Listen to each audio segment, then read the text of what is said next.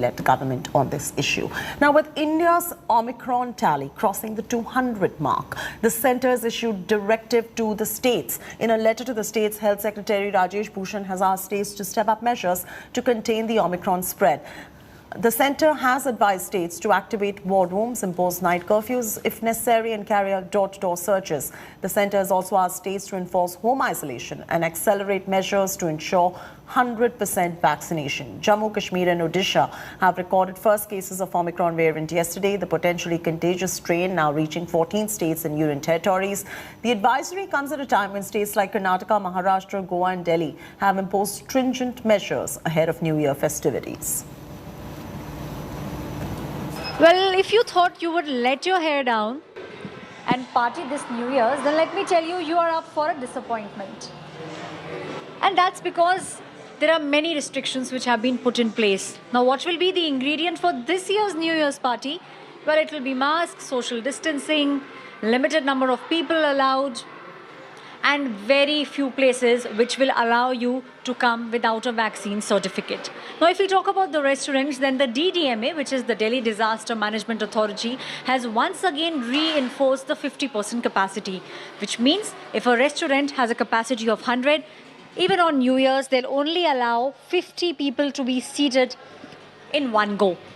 On almost all the restaurants across not just national capital in the country, what you see are these scanners. Once you scan these scanners from your phone, on your phone, then you'll get the menu, which means that the number of visits of the server to your table will be reduced drastically. The restaurant owners are telling India Today that as far as vaccination certification is considered, they believe those who are organizing large parties should be the one who should be asking the guests to do so. However, they are also saying on their part, they'll make sure only 50% capacity is allowed. They'll only allow those many people. So the large gatherings which we usually used to see for New Year's and Christmas, that definitely will not take place, at least in the Delhi NCR region this year round. This is Aishwarya Paliwal reporting from the national capital with camera person Pradeep Gupta. We have this kind of digital menu so that everything will be the less contactless. Total capacity is 85, but now we are sitting at 45. For the New Year, we are also 50% capacity we are allowing. Well, if you're thinking of letting your hair down and go out partying this Christmas and New Year's, it will be a little difficult for you. You might even be disappointed. Now, why that? That's because the DDMA, which is the Delhi Development Authority, has now put in place many curves, especially with regards to large gatherings. And the reason why they are doing that is because we are seeing a rise in Omicron numbers across the country. Now, what will make up your New Year's party? The ingredients will be very different this time around. The ingredients are sanitizers. The ingredients are these scanners through which you can scan and you can get the menu on your phone. The other ingredient is social distancing, which means you'll not be allowed to mingle with other people, especially if you come to a restaurant. Now, most of the restaurants have already put in place these things.